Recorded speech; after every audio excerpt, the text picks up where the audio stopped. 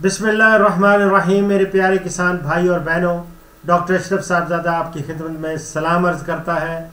Programme है पाकिस्तानी ज़राअत और हमारा और आपका राब्ते का नंबर है 033351217879। बढ़ते हैं टेलीफोन कॉल की जानिब। देखते हैं इस वक्त हमारे साथ कौन कॉलर हैं, कहाँ से हैं और वो क्या पूछना चाह रहे हैं। हेलो, अस्सलाम वालेकुम जी। बिस्मिल्लाह, कौन साहब? माशाल्लाह माशाल्लाह। बाजवा साहब कहाँ से बोल रहे हैं? डिस्ट्रिक्ट खुशाब। जी बाजवा साहब, क्या पूछना चाहेंगे? जी जी, तो आप शुरू करना चाहते हैं ज़ीरो से, यानी स्क्रैच से। तो कहाँ पे शुरू करना चाहते हैं, खुशाब में या कहीं और जगह पे? खुशाब में कौन सा, ये गांव कौन सा है? अच्छा, मिठा टवाना के नज़दीक है। इसमें देखें मुख्तलिफ किस्म की ना ये टनल्स होती हैं जिसमें ऑफ सीज़न वेजिटेबल्स ग्रो करते हैं। उनकी बात कर रहे हैं ना आप, जो बेमौसमी सब्जियां उगाने वाली। तो बेमौसमी सब्जियां उगाने के लिए 3 किस्म की टनल्स होती हैं। एक होती है हाई टनल्स, वो हाई रूफ। कहाँ से बोल रहे हैं? डिस्ट्रिक्ट खुशाब। जी बाजवा साहब, क्या पूछना चाहेंगे? जी जी, तो आप शुरू करना चाहते हैं ज़ीरो से, यानी स्क्रैच से। तो कहाँ पे शुरू करना चाहते हैं, खुशाब में या कहीं और जगह पे? खुशाब में कौन सा, ये गांव कौन सा है? अच्छा, मिठा टवाना के नज़दीक है। इसमें देखें मुख्तलिफ किस्म की ना ये टनल्स होती हैं जिसमें ऑफ सीज़न वेजिटेबल्स ग्रो करते हैं। उनकी बात कर रहे हैं ना आप, जो बेमौसमी सब्जियां उगाने वाली। तो बेमौसमी सब्जियां उगाने के लिए 3 किस्म की टनल्स होती हैं। एक होती है हाई टनल्स, वो हाई रूफ टनल उसको कहते हैं। ये को 3 से 4 मीटर इसकी ऊंचाई होती है। और दूसरी होती है वॉक इन टनल, जिसके अंदर फेरा जा सकता है। वो हाँ 2 मीटर होती है, यानी 6 फुट से ज़्यादा होती है। और एक होती है लो टनल, उसको कहते हैं पस्त टनल, उर्दू में कहेंगे। तो पस्त टनल जो है वो सिर्फ 1 मीटर तक होती है, उसकी बुलंद ऊंचाई जो है। तो आपके लिए, आपके इलाके के लिए वॉक इन टनल जो है ना, जो 2 मीटर की है जिसकी ऊंचाई, वो आप करेंगे। और उसमें मुख्तलिफ सब्जियां बेमौसमी, यानी गर्मियों की सब्जियां आप सर्दियों में उगाएंगे तो उसका फ़ायदा हो जाएगा, ऑफ सीज़न हो जाती हैं। और जो भी बेमौसमी चीज़ हो, आपको बाजवा साहब पता है उसकी कीमत ज़्यादा मिलती है। तो इसमें शिमला मिर्च लग सकती है, सब्ज़ मिर्च लग सकती है, खीरा लग सकता है, करेला लग सकता है, बैंगन लग सकता है, टमाटर लग सकते हैं और घिया कद्दू लग सकते हैं। ठीक है, तो ये मुख्तलिफ किस्म की, अब इसकी साख्त मुख्तलिफ होती है। ये कुछ बांसों की टनल्स भी बनती हैं, कुछ आयरन टनल्स बनती हैं। ज़्यादा जो होती हैं ना वो आयरन टनल होती हैं। कौन सी वाली? बांस वाली जो होती है वो बड़ी काफ़ी सस्ती होती है, सस्ती पड़ती है, लेकिन ये देर पा नहीं होती। ये डिपेंड करता है उसमें आपने क्या बांस ही इस्तेमाल गाड़े हैं, या कई लोग तो आप सफेदा की लकड़ी भी इस्तेमाल कर सकते हैं, कर रहे हैं, वो और सस्ती हो जाती है, लेकिन उसकी जो है उम्र थोड़ी होती है। ये से समझे 5-6 साल तो आराम से निकाल जाती है।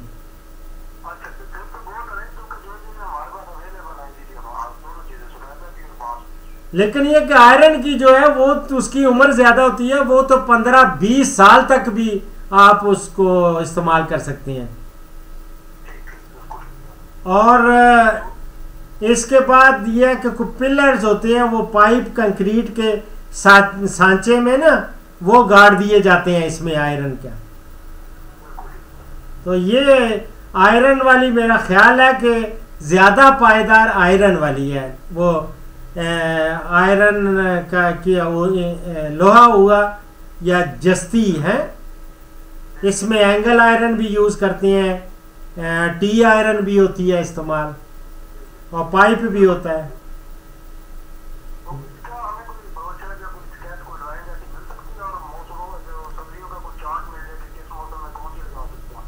इसमें मैं आपको, चूंकि प्रोग्राम इसमें मेरा कोई ना कोई ऑलरेडी होगा, अगर नहीं है तो मेरा ख्याल है इसी में हम डिस्कस कर लेते हैं। अगर आपके पास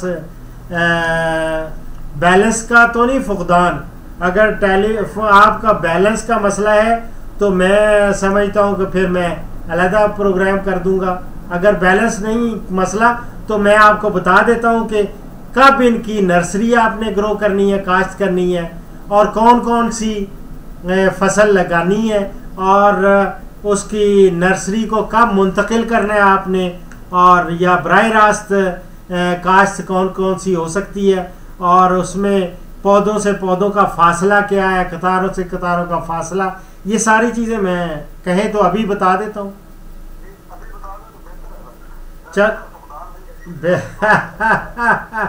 वैसे भी जटों का दिल बड़ा होता है माशाल्लाह, अल्हम्दुलिल्लाह। तो ये है कि खीरा पहला मैं तरजीह दूंगा खीरे को। खीरे की टनल में जो है ना वो उसका बराह रास्त ही काश्त करते हैं खीरे को। तो ये 25 अक्टूबर से 15 नवंबर तक आप नोट करते जाएं, या फिर आप डाउनलोड कर लेंगे ये प्रोग्राम। 90 सेंटीमीटर, ठीक है जी। इस तरह इसके बाद आता है टमाटर। टमाटर की अलबत्ता नर्सरी लगाई जाती है, और नर्सरी यकम से लेके आप 15 अक्टूबर तक। हो सकता है कि हमारा प्रोग्राम कई इंडियंस भी देख रहे हो और ये प्रोग्राम, तो वो यकम से उनको पता ना चले। इसका मुराद है कि 1 अक्टूबर से लेके आप 15 अक्टूबर तक इसकी नर्सरी ग्रो करें। और फिर नर्सरी की मुंतकिली होती है, जब पौधा बड़ा होता है ना नर्सरी, तो यकम से लेके यानी 1 से लेके 15 नवंबर तक, यानी 1 महीने का होता है, तो फिर आप उसको मुंतकिल कर देते हैं प्लास्टिक टनल में, ठीक है। और उसका पौधों का फासला के अंदर खीरा हो गया, टमाटर हो गया, घिया कद्दू हो गया, करेला हो गया, इनका फासला कतारों का एक ही होता है, वो है 90 सेंटीमीटर, ठीक है। फिर इसके बाद आप लिखें घिया कद्दू, इसकी बराह रास्त काश्त करते हैं। इसको बराह रास्त काश्त करते हैं यकम नवंबर से 15 नवंबर तक, और ये पौधों का फासला 30 सेंटीमीटर, और जिस तरह मैंने बताया कतारों का फासला रो टू रो डिस्टेंस वो 90 सेंटीमीटर। करेला जो है वो उसका भी 15 अक्टूबर से 31 अक्टूबर तक, ये आप ये बराह रास्त इसकी काश्त करते हैं, करेले के भी बीज बोते हैं, और इसका पौधों का फासला 45 सेंटीमीटर, और कतारों का फासला मैंने आपको पहले जिस तरह बताया है ना, वो आप ये मैं थोड़े पॉइंट्स लिख के रखता हूँ तो ताकि बर वक्त ये आप तक पहुँच जाए। समझ गए? तो ये है आप वॉक इन टनल है। वॉक इन टनल के नहीं, ये मैं आपको वैसे ये बता रहा हूं क्या उसको कहेंगे, लो टनल की बात कर रहा हूं, जो छोटे, हो सकता है इसको कई किसान छोटे भी देख रहे हो, लेकिन वॉक इन टनल में कोई ज्यादा फर्क नहीं है। आपको खीरा जो है वो 15 नवंबर से 15 दिसंबर तक बराह रास्त फासला वही रखना है, लेकिन इसमें थोड़ा सा फासला वो वॉक इन छोटी टनल में 90 सेंटीमीटर मैंने बताया था, इसमें आपने जो है ना खीरे का वो 60 सेंटीमीटर करना है, और इसका बाकी पौधे से पौधे का फासला वही है 22.5 से 30 सेंटीमीटर तक। और टमाटर जो है वो यकम, इसकी नर्सरी वो यकम से 15 अक्टूबर तक टमाटर की, और 15 नवंबर से 25 नवंबर तक इसकी मुंतकिली कर देनी है नर्सरी की, यहाँ ट्रांसप्लांटेशन।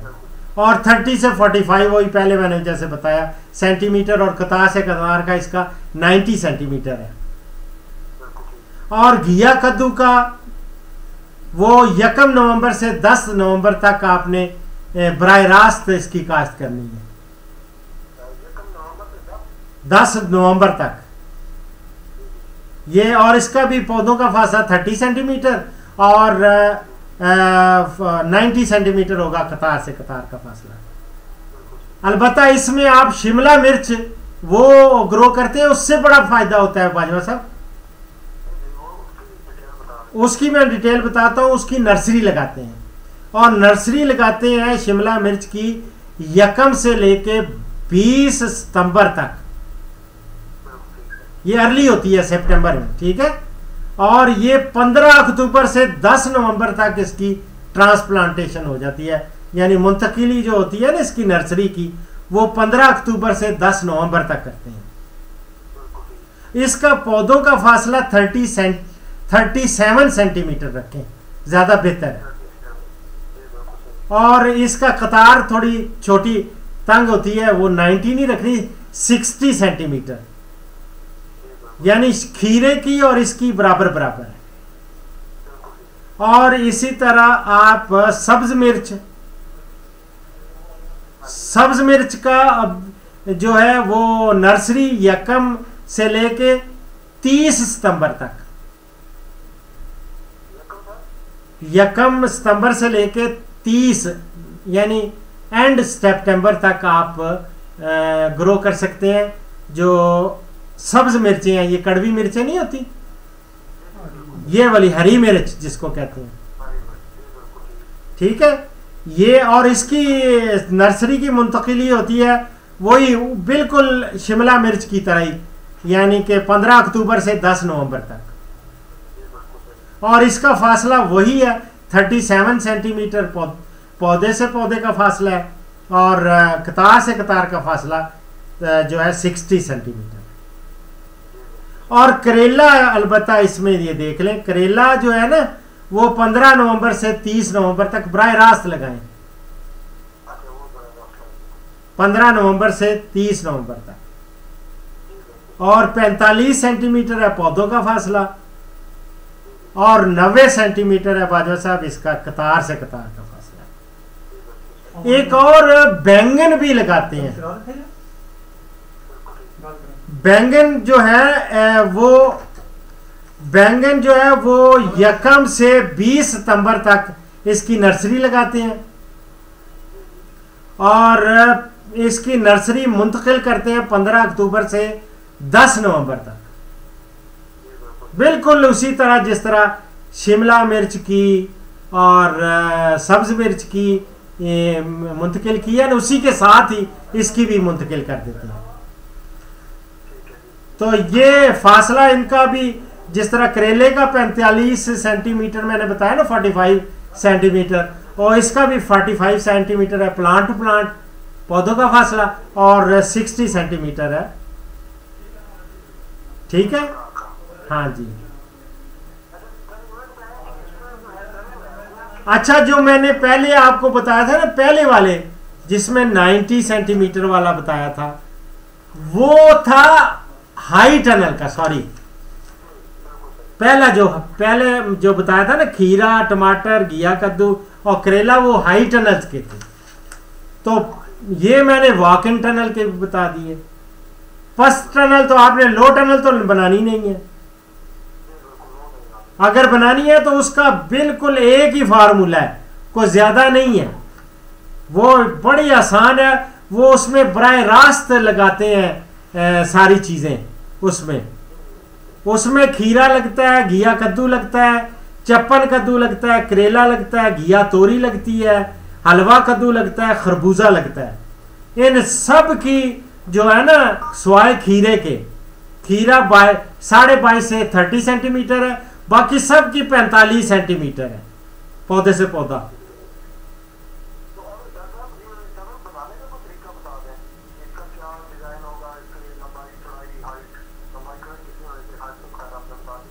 हाँ, हाइट मैंने बता दी इसका। ये आपको मैं एक दो इसकी कंपनियां हैं, ये आप खुद बनाना चाहेंगे खुद भी बना सकते हैं, लेकिन बेहतर है कि आप ऐसे लोग हैं जो इसमें खासे आगे हैं और वो इसमें वो बनाते हैं।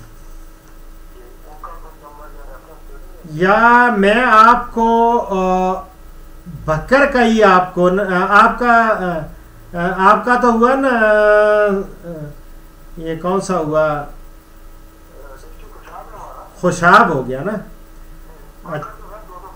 हाँ, वो तो बहुत दूर नहीं, बकर नहीं, मैं मेरे ऐसे ही जहन में पहले चूंकि काल बकर से आ रही थी। मैं खुशाब का आपको नंबर देता हूँ।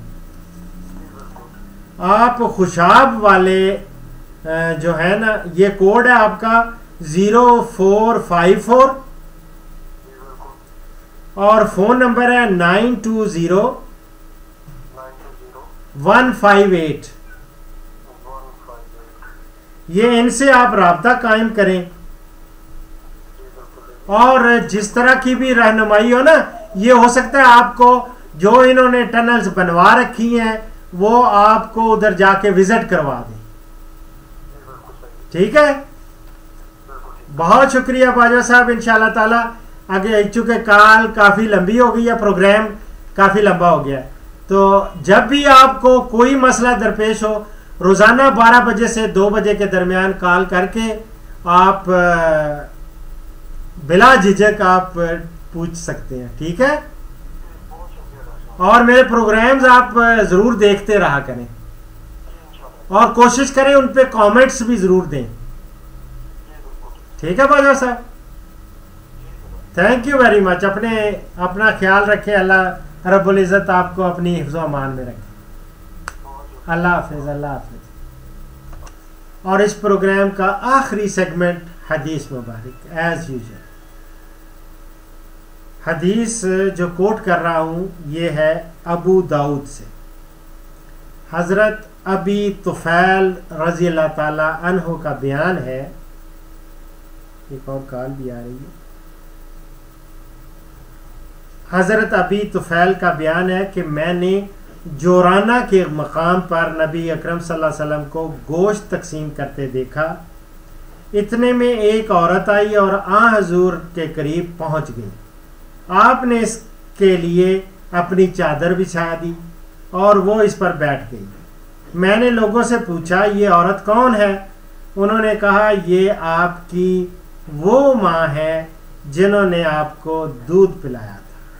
सुभान अल्लाह। अबू दाऊद से। तो ये जोराना, ये अगर आप हज करें या उम्रा करें तो आप ये ताइफ के रास्ते में जोराना का मकाम है और वहाँ पे एक मस्जिद है, 7 कुआं है और कुएं में मुख्तलिफ किस्म की रवायात हैं। और कुछ लोग कहते हैं कि हज़ूर सल्लल्लाहु अलैहि वसल्लम ने अपना लुआब मुबारक उसमें डाला तो वो मीठा हो गया। और अल्हम्दुलिल्लाह मैंने भी वहाँ से एहराम बांध के तो मैंने एक उम्रा किया। इस उम्रा को कहते हैं बड़ा उम्रा। तो हुजूर सल्लल्लाहु अलैहि वसल्लम जब ताइफ में ज़ख्मी हुए तो यहाँ जोराना में इसी कुआं पे आपने अपने ज़ख्मों पे खून को वो धोया था, और वहाँ एक मस्जिद भी है। कोशिश करूँगा अभी इस प्रोग्राम के एंड में जो हजरात ये प्रोग्राम देख रहे हैं वो अगर ज़ियारत करना चाहें जोराना मस्जिद की और उस कुएं की, और मैं उधर खड़ा हूँ और मेरे साथ ज़िया साहब हैं पाकिस्तान के, और तो वो आप उस जगह की भी ज़ियारत कर सकते हैं। तो इसी के साथ डॉक्टर अशरफ साहबजादा को इजाज़त दें। इंशाअल्लाह अगले प्रोग्राम में मुलाकात होगी, बशर्ते कि ज़िंदगी ने वफा की। फ़ी अमान अल्लाह।